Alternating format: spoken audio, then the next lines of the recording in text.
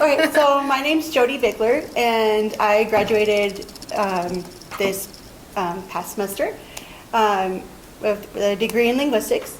I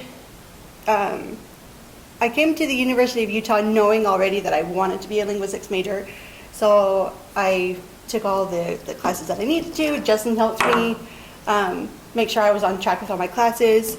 I started looking for a job. It's been about almost a year. So I started looking for my job last April.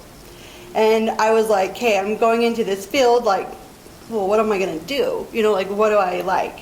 And I really, really liked like translation and localization and that kind of stuff, like just working with all different types of languages and things like that. So I hopped on Google and I just typed in like linguistics jobs Utah, not knowing really like what that was going to bring back. But then I ended up finding a bunch of really cool companies. And I went down the list and I found this company called Lingotek, and they had like 5-star reviews, and I was like, okay, that seems kind of cool. You know, it says lingo in the job title, so they must deal with language. So the more I researched them, the more I really came to like the company and like what they did and just their mission statements and like the things that they do. And so I just decided, like, just on a whim, to email them back in April of last year. And I was like, hey, you know, like, I'm still in school, but like, you know, as I get closer to graduation, would you guys have something in that deals with linguistics? Like, would you have something open for me?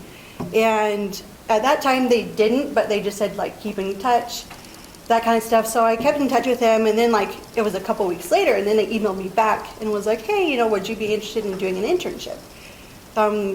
So I emailed them back and I was like, yeah, that would be awesome. And so they told me about the internship. I had to go through an interview process and things like that. So I had my interview on August 5th of last year, and August 19th I got an offer to start the internship. So that was the same day I started my fall semester here. So that was kind of a huge undertaking to do that. But so right now I'm a project manager intern. And so what we do at Lingotek is we work with linguists all over the world. We have about a base of about 5,000 linguists, and we translate 250 languages.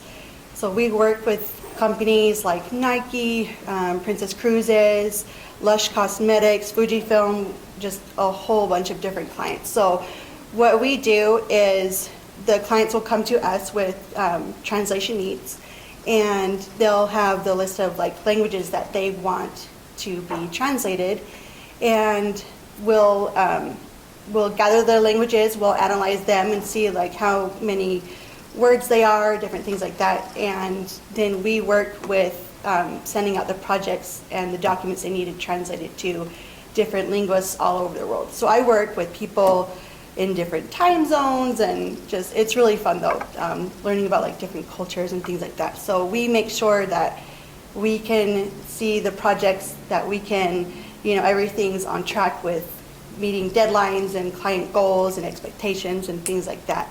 So we deal a lot with that, and it's really fun. So trying to think. We do a lot with machine translation, and the advantage that we have at Lingotek is that we have products and programs that nobody else in the industry has. So we have a program where it translates the languages. Like if a company or a linguist already has translated a language, it gets stored in our system, and then that way then the linguist can plug that into the system, use what's already translated, and then if there are new words that need to be translated, then the linguist can go in and translate those new words. So it's a pretty cool process. We do a lot with like Google Sheets, Excel, and things like that. So if you're like computer savvy or things like that, it's really good. A couple of the classes that really helped me with my job now would be classes that I took from Professor Karen Marsh. It was the World Englishes, language and culture, and then one other class that I took from Melissa Mendelsohn, the 3600, cultures and communication. Those helped a lot just because we deal with so many different cultures and so many different languages and things like that. So those are like some of the key classes I felt that really helped. And then just learning more about like localization and translation. I learned about localization in a few of my classes, which really, really helps in this industry that I'm in. Because you can translate like word for word, but what we do is we do it more at a localization level. And I actually have a couple of slides to show that deals and talks a little bit more about that. I don't know, how do I start it, Carrie? Just press the arrow. The arrows? So, like the right arrow. Okay, so this is what we do a lot at my job is localization. That's like what we specialize in. So what exactly is localization? So it's the process of adapting a product or content to a specific locale or a market. And translation is only one of several elements of the localization process. So once you understand that, then it's easier to know like what the client needs. So it's also known as L10N just because there's 10 letters in between the L and the N. So you'll hear that a lot. So the process that we do is like we'll modify the content to suit the taste and the consumption of other markets. So the client will come to us and say like, hey, like we have this document, but how can you make it more, specific to it, whether it's a certain dialect of Spanish or Dutch or different things like that. So we do a lot too with like things like desktop publishing and PDFs, Word documents, Excel files, just a whole bunch of pretty much anything that has language in it, we translate. Okay. And then how is localization different from translation? I kind of touched on this a little bit. So it's just a simple process of changing words from one language into another, that's translation. But with localization, it's a more involved process whereby the content is able to be adapted to effectively convey a similar meaning in like the target culture or the target language. And this is just a little diagram of like what we do. So we focus obviously on like both sides, but we focus more on the localized side. So we do more of these types of things, but like we'll have vendors come to us, like I'll get an email from a vendor and they'll say like, hey, like the client wants this word translated, but I don't exactly understand like what it means. Like, can you help me, come up with whether it's a word or different things like that. So like I'll have to look and find like that linguist, like their dialect, their culture, and then I can find like, oh, this word in your culture means this. Like maybe you could try using this word or this word and see if that helps. So we do a lot with that. And then this is an example of just like translation and like what people think it is versus like what it actually is. So like say for the word like artichokes, it's artichoken, and art is Kunst, and then the translation would be Kunstischoken, but it's not the right word because you're not using the whole, you're only taking like that little part of the word and not translating the whole word. So Lingotek is also known as an LSP, language service provider, and this just talks about more about like who needs them and what we offer. So we offer translation, localization, interpreting, and communications. And then we ensure that these types of things are met with each project. So we're dealing with like culture, language, politics, law, and business. And then our customers come to us because they want to customize like their products, their marketing, or just their different things that they use for communication. And then how do you get into localization? So a lot of my coworkers, like they've been in like localization clubs, like a lot of them come from BYU. There's only 3 of us from the U. And they were just talking about like getting into like localization clubs or different things like that. So you can be a translator. We deal with project management. We have software testing and quality assurance that we use. And then we also have localization engineers. And then obviously like work experience is a big thing. So that was just a little bit. There's some other questions I'll go over. Okay, so what are some of the skill sets of people that you work with? So we do a lot of work like on the computer. So if you're computer savvy, you have to understand and deal with people from like different cultures. Like even in our office, we have people from all over the world that we interact with every day. And then just being able to be self-sufficient, like a self-starter, being a people person, problem solving, being able to work on a team is huge. So all those group projects that you do in school actually do count for something. What's the atmosphere of your workplace? It is so fun at Lingotek. I love working there. We do a lot together to have fun. So we actually do we'll do like team activities, we'll do team building experiences where like we'll go out. The last team experience we did, we went out axe throwing, which was really cool. We have a lot of fun. We'll joke around all day. We have free breakfast catered every Friday. We have ping pong table and a pool table, and we'll do like little tournaments. We have unlimited snacks and drinks in the break room. We do a lot of like service projects. So this past Christmas we did a service project, and we raised $500 for food and $500 for presents for 6 families. And then we went shopping, and then we delivered the food and the gifts to these families. So that was really cool. It's an awesome place to work. It's so fun, and it's laid back. Like if I have something come up, I can work from home. You can work remote. You can be in the office. They're really, really flexible, which is super awesome. And then just finding my internship, and did it help me to get my job? Yes, it did. Like I said, I just Googled it. I didn't really know that they had internships when I was looking. It just kind of happened to everything to fall into place. And then they just wanted to, do an interview and things like that and learn about my skill set and if I would be a good fit. The interview process is if you're interested, like you'll fill out a little survey just to kind of gauge about like what you know about like language and translation. And then you'll have a phone interview, and just to kind of get to know you a little bit more, and then you have your in-person interview. So it's a multi-step process, but that just makes sure like that you're a right fit for the job. And it's again, the interview process was pretty laid back. And then the biggest rewards of working for this company, I would just say, is it's pretty cool to be able to work with all these different types of languages, and like you get to see the translation process like as it's happening. So like as the linguists are working on the files, like you'll get to see it in real time and see the translations like as they're happening, which is pretty cool.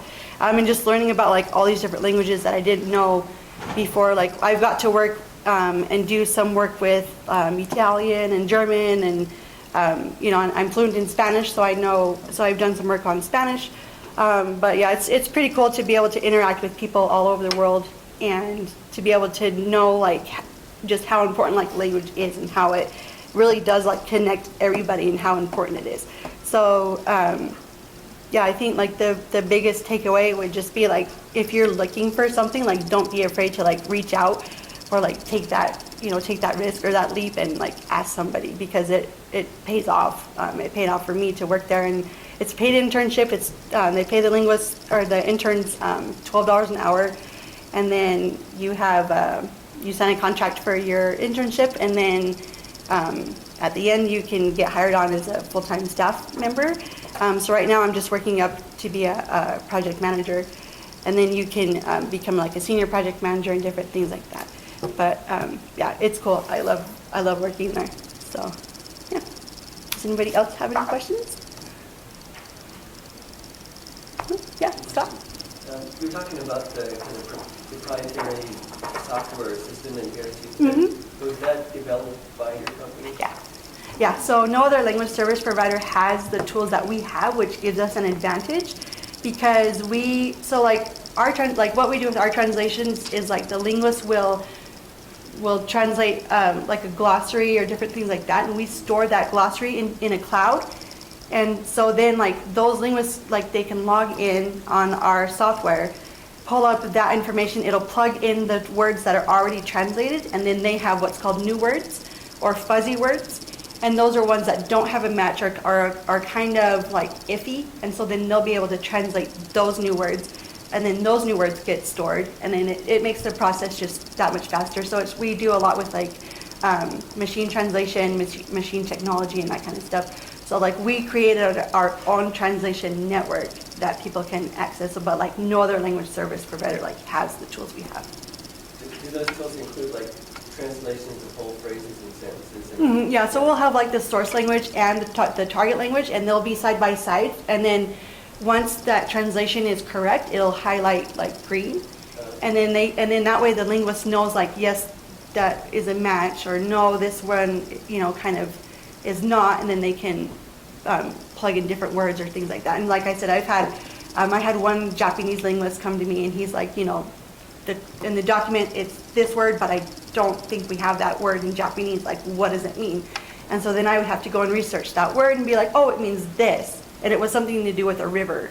And he's like, it's just a weird term or whatever. And so then I was able to go and find the word that he could use in Japanese, and he's like, oh, okay, yeah, that works.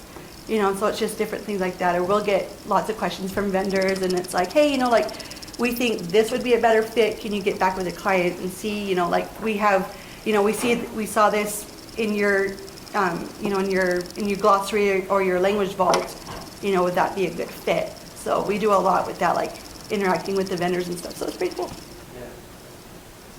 Yeah. Do you like let other people, not like other companies, but people use your software, or is it just? Yeah, they have to be contracted with us, and they have to sign like a non-disclosure agreement and things like that. But yeah. Anybody else? Okay. Cool. I'm Caiti Hunting. I started in the linguistics major back in 2011. I was here for a year, and then I dropped out for a bit. I kind of jumped around majors for a couple years, and then I realized I really like statistics. And so my brother convinced me to start looking into data science, machine learning, and reminded me my linguistics background would be really beneficial for that. And of course, I love linguistics. That's why I picked it to begin with. So I switched back to linguistics with a career in mind, which was quite nice because then I could target skills for that career. So that's what I did last summer. Was I'd been looking at jobs that had to do with tech, but also were related to language. So last summer I concentrated on some skills that I wasn't going to get in the linguistics department, such as learning Python programming and stuff like that, so that I could get these jobs, as well as I was looking at job descriptions online. And I joined, or I signed up for the Handshake tool that the U has for searching for jobs and looking at companies. And that turned out to be a really good idea, because that is how the company Epic found me. They reached out to me back in October and suggested that I would be a really good fit for their technical solutions engineer job, and suggested that I apply. And that was not a job I was looking for. I'd been looking at like data science positions or linguist analyst positions. So those are the keywords I would put into Google. So technical solutions engineer never popped up. But I looked at their job description, and it looked like a really good fit for me. There's a lot of analytical problems to work through in that position, and a lot of tech. So it was going to be perfect to start me into the tech side of things rather than just linguistics. So I applied, and it took about a month to go through the process. It was a several-step process, similar to yours. There was a phone interview where they got to, get to know me better and give me a little more details about the company. There were a couple of online assessments I had to take that had to do with like programming or analytical skills. And then they flew me out there for an on-campus interview, which was a lot of fun. It was really cold. It was even colder than normal for Madison in November. But I was used to the cold, so it was okay. But there was one interviewee there that was from Florida, and she was freezing. But it was a lot of fun. The interview process, they flew me out there on a Wednesday, and then I got to have dinner with one of the employees there that night and ask her just questions in general. And then the interview process started the next morning at 7 a.m. It was bright and early. And the first thing they did was I got to sit in on a presentation from one of the employees who got to talk about the area and got to talk about the company. Epic is a healthcare software company. If any of you know the MyChart software that the University of Utah uses, that's the company that created that software. So they do a lot of good in the healthcare world. They also created all of their technology in-house. They don't do acquisitions. They created their own programming language that they use for it. So they're a very unique program. The software is very unique. One of the questions someone asked was, who are your rivals? And they just kind of laughed and they're like, we don't really have any. Because nobody can quite mimic their software. It's just so unique. And it's, of course, I really like data and I really like statistics. So one of the things I liked about the presentation was they showed how their software helped to identify the root problem in the Flint water crisis. If any of you are aware of what that was. I was only vaguely aware of it when they mentioned it. But there's a lot of lead in the water in Flint, Michigan, and they were able to use the MyChart software to identify where the problem was coming from. Following the diagnoses from doctors who had put that into their software, they were able to analyze all the kids who had an elevated blood level, of like lead blood level, whatever the word is for that. Elevated level of lead in their blood. So that was really cool. Like, it's not just that doctors can use this software to keep track of their patient's medical history, but also people can use it to analyze it and find larger patterns of problems in the area to help solve bigger health crises. Yeah, so that was really cool to sit through that presentation. That kind of sold me on the company. It seemed like a really cool, life-changing company. Also, the company is very big on making money and having fun. So the atmosphere of the company is really laid back. When I got the email saying, here's when your interview is going to be, they said the dress code is casual. If your idea of casual is to wear a tuxedo, then more power to you. So it's just kind of like, we're going to joke about this, we're going to have fun, and that's kind of the attitude they had throughout the whole interview. Someone during the interview process asked, what would the dress code be when we get here? And they said, and then I verified this after I got the offer letter and was able to see it in the manual, and it is true, that the manual literally says the dress code is wear clothes if there are customers on campus. And then it says in parentheses, hint, there's always customers on campus. So that is the dress code. It's just very casual. The whole atmosphere is like, let's joke around, let's have fun, but let's, save lives while we're doing it. The position technical solutions engineer is basically, it's kind of like technical support, but it's very much more personalized. So I am going to go through about 6 months of training where I will learn the programming language and study in and out the way that the software works. And then after I'm done with training, I'll be assigned to an aspect of the software, such as like billing. And then I will be assigned to specific clients, 2 or 3 clients. So like the University of Utah billing department, that would be one of the 2 or 3 clients that I would be assigned to. And then when they have issue with the software, they call me. So they're not just going to call a general department and be like, hey, whoever I get, this is the problem I'm having. If they have an issue with that software, they would call me and say, hey, this is the problem. Can you help me figure out what's going on in the software?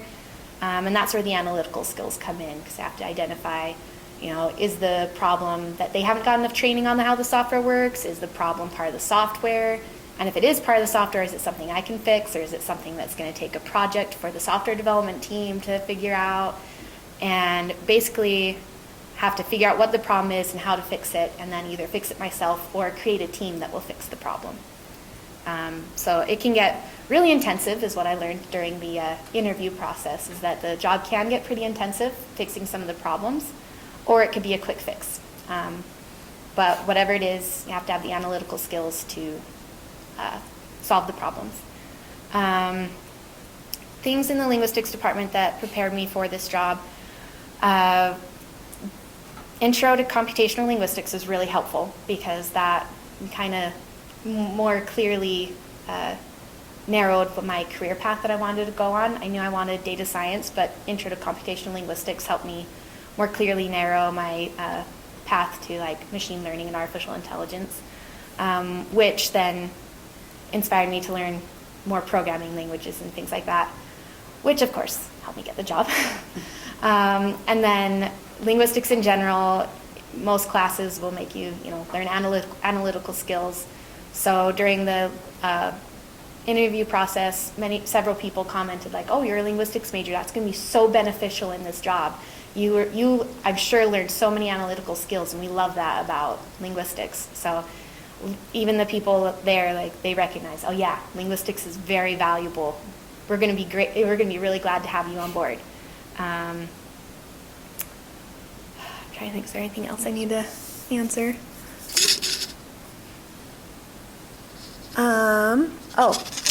Top question here. I understand you were worried about applying for a job before you were graduated. What advice would you give people about that now? I was a little bit worried about applying for a job that early because I'm not graduating for another couple months and it's clear back in October. But I had read on lots of blogs and career advice blogs that it's okay to apply for a job that early because they understand you can't start until you graduate, so they plan for that. So I really just kind of took the chance. I made sure that on my resume it was clear that I didn't graduate until May and assumed that they would actually read that and be aware that would be something to pay attention to. And it was no problem at all. They were very aware of it, and when they offered me the job, they asked me like, "Okay, when do you want to start? You graduate in May. Do you want to start May 11th? Do you want to start in June, July? What do you want?" So it really was no big deal. They were very aware that I couldn't start right away, and they were fully prepared for that, and to the point they weren't even like, "Okay, graduate in May, gotta start immediately." It was, "What's convenient for you?" So that was pretty nice.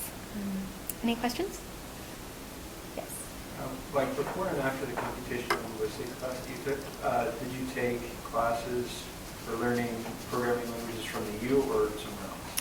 I hadn't. I had just kind of looked a little bit online, but I hadn't really taken much programming classes yet at that point.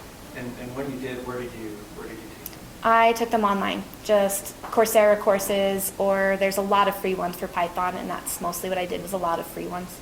Okay, gotcha. Thank you. Mm-hmm. Yes. So on that, would you say it would be okay to take computational linguistics without having a lot of computer background? Yes. You can definitely hop into the computational linguistics without having a ton of computer background. I had none until I took the Intro to Computational Linguistics course, and it's worked out. I can add a little bit to that too. So we're hiring a computational linguist for next year, and we're hoping that that person actually builds our curriculum a little bit more, so that maybe we will have an introductory course that introduces you to, say, Python or something like that before you take the computational linguistics course. Yes, which I would have taken advantage of if we'd had. So that won't be a place by this coming fall, but hopefully in the not too distant future. There's also another course I took fall semester. It's computers and language with Nathan, Yeah. and we did a lot of work with Python and stuff in that class too. Yeah. That's really good. I do have 3 quick questions. Okay. I'll throw them all out there. Just Number 1, is this job going to require you to move to Madison? Yes, it will be a relocation. And number 2, are you going to get a cool T-shirt like Jodi? Most likely. Yeah, you get cool swag. Yeah, most Yeah. likely. And my last question is, so you told us what helped prepare you for the job. I'm wondering which specific skills and qualities and so forth the company was looking for in you to get the job. I'm not certain for everything that they were looking for me. I know some of the things I pulled from in the interview when they were asking "Oh, how do you handle this thing?" I pulled significantly from my work in the speech lab. They assigned me a job over the summer that had a lot to do with programming and solving problems there, so it was really good resource for me to be "Oh, here's a concrete example of how I've analyzed a computer program to solve a problem when the software was malfunctioning." So that was really helpful. Yeah. So, but they weren't looking specifically for people coming out of computer science, right? They wanted someone who had maybe some programming background, but also something else that you had. That Yes, it was very much like they were like, you've got a linguistics background. We want that analytical side of things. We want to see how you can approach a problem and solve it with whether you know programming or not.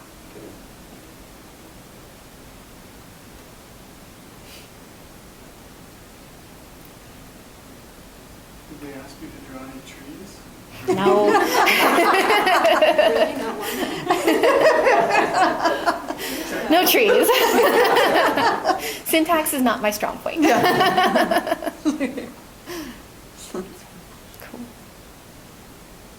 you guys have other questions about how they looked for their jobs or how they got their jobs or if there's places for you with their companies? Yeah, we're always looking for interns, so, yeah.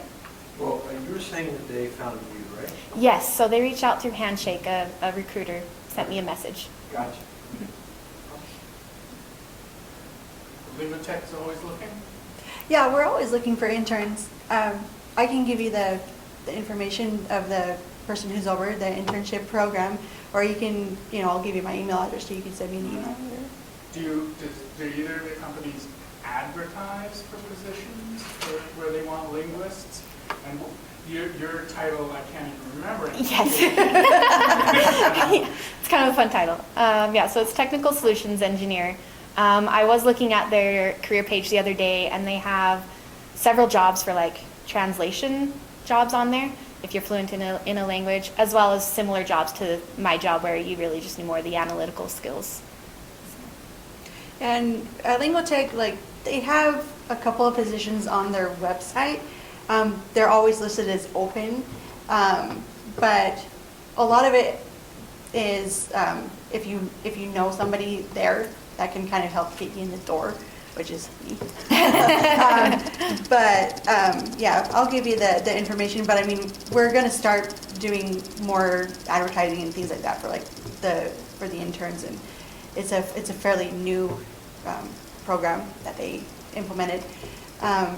But yeah. Send it to linguistics at utah.edu and it'll go to all of our Yeah, definitely. people. I did see jobs for Lingotek on Glassdoor Yeah.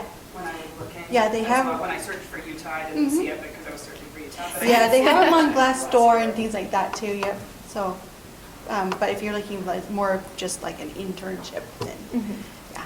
Yeah, Epic is definitely more you're going to relocate to Madison. So maybe when you're about ready to graduate, look there. Or the October before. Yes, or the October before.